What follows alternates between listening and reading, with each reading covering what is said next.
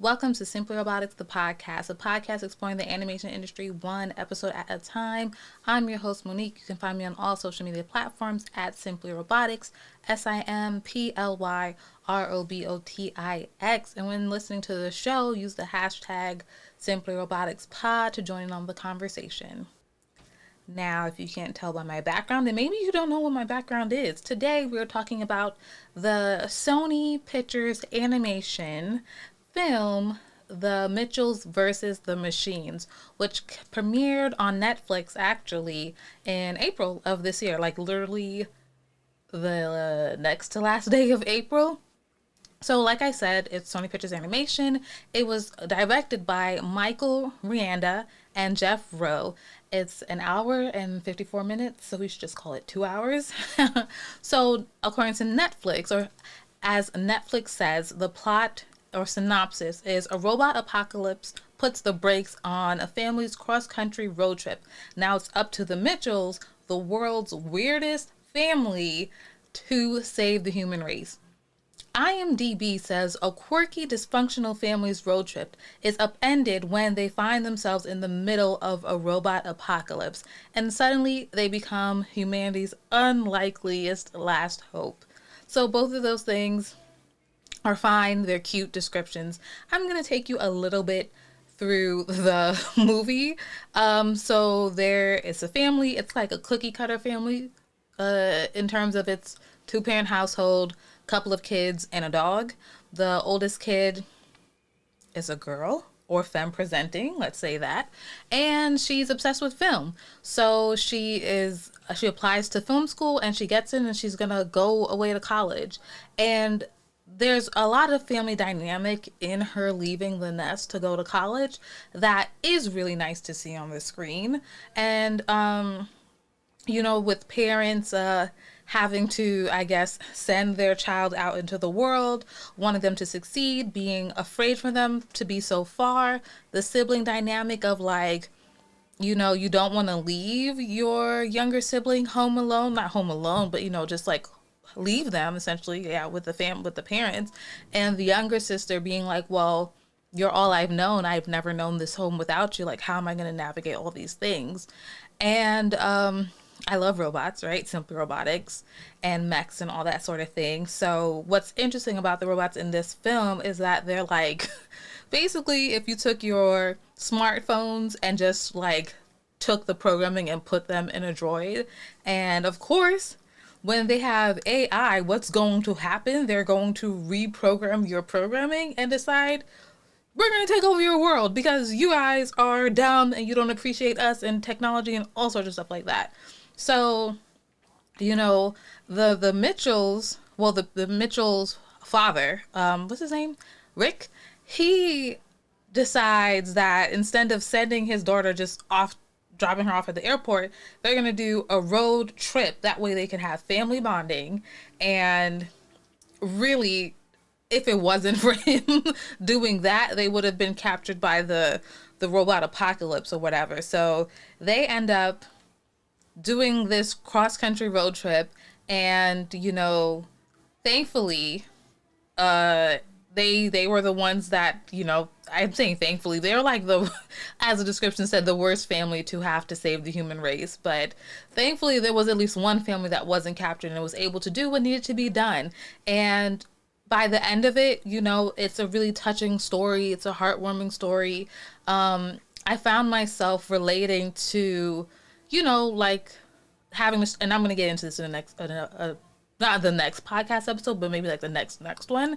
But, just like new beginnings, starting over, leaving home, just, and also the excitement or like feeling like you don't want to leave your family behind, even though they didn't harp on that, but like I took a little piece of that away. So anyways, I'm talking about some characters. Let's actually talk about them more specifically, right? Katie Mitchell, she is the main star really of the film, and I'm getting these character descriptions from the Sony Pictures Animation fandom, which is basically like a wiki page there's like a fandom is like a division of wiki, I feel like, and I really use that website a lot when it comes to these character descriptions for the animated films because it's almost like a digital encyclopedia. So anywho, as always, which I didn't say, I have the links to like the trailer, this fandom, and some other YouTube videos that I haven't watched yet because like I just wasn't in the mood. But if you want to watch, or if you've watched the show and you're interested in learning more about the film, maybe some Easter eggs or things that could have been oversight that you didn't catch, I'll drop the links to those videos in the description as well. So moving on. Katie Mitchell, she's an 18-year-old girl who has a passion for technology and films, and she dreams of going to college where she'll participate in filmmaking, and she does that. What's also interesting is by, is this a spoiler? Is this a spoiler? Yeah, I think this is a spoiler. So just jump ahead like, I don't know, 40 seconds. Katie gets a girlfriend by the end of the film. So that was cool and like, kind of just like random and unexpected, but it was like in the end credit scene, actually it's confirmed. And that was interesting. It's also an interracial relationship, so that is what it is. In one video that I watched, they said that she was wearing like, I guess, a pride flag or a pride pin or something. Not too sure about that. Next we have Aaron Mitchell, which is Katie's younger brother. He is awkward and he's obsessed with dinosaurs. And they say that he has an overly technical understanding of them. And in reading the character description, they even allude that he can be on the autism spectrum. So I can totally see that. I found his voice acting to be a little distracting at times because he has like a deeper voice. I think he's supposed to be somewhere like 9, 10-ish. And his voice is so deep, which sometimes they do that often actually with cartoon characters, right? They will give the boy characters like deeper voices, but sometimes it's just a little, it just makes a disconnect for me. Next we have Linda Mitchell. She was voiced by Maya Rudolph, who I believe, yes, also voiced the character in the Wallabies. And at times I found myself thinking about the Wallabies too, but even though I'm going to jump ahead for a little bit, I actually enjoyed the Wallabies more than this, but this film, which I'll also get into, pushed the style more than the Wallabies. So Linda Mitchell is the mother. Like many mothers, she's loving, kind, insightful, level-headed, overbearing, strong woman, all that sort of stuff. She also has moments where she overreacts and becomes like I don't know, like a lioness with her cubs, or whatever bears, how, super protective they are of their cubs. Even maybe like ducks and geese, geese can get kind of scary, okay? They can get kind of scary. So anyways, next we move on to Rick Mitchell. They didn't say too much about him, just that he doesn't like technology, which is pretty obvious in the very beginning, and that he prefers nature and his family to technology. Next person I wanted to just note is Mark Bowman. So he's the founder and CEO of PAL Labs, and PAL is kind of like their version of Apple. So he's the one that created, he's like the Black Steve Jobs in this movie.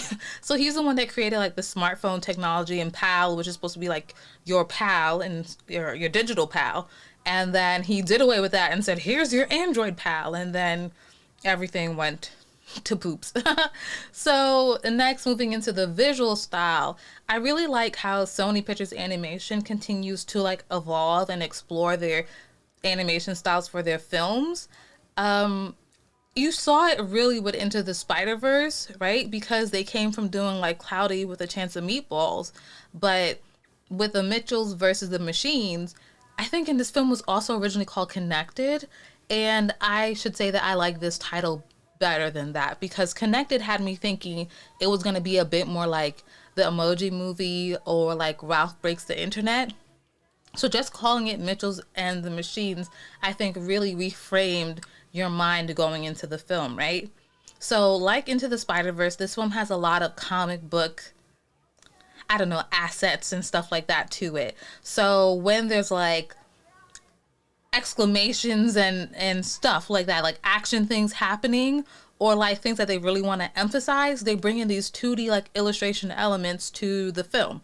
So sometimes even when a character is like having a moment or what have you, the whole background would change to be something illustrated, almost like if it's out of a high school student's notebook or if it's out of someone's sketchbook or something like that. And I really appreciated that. It was just like almost like just throwing a whole bunch of just bright, colorful arts and craft project just like in your face.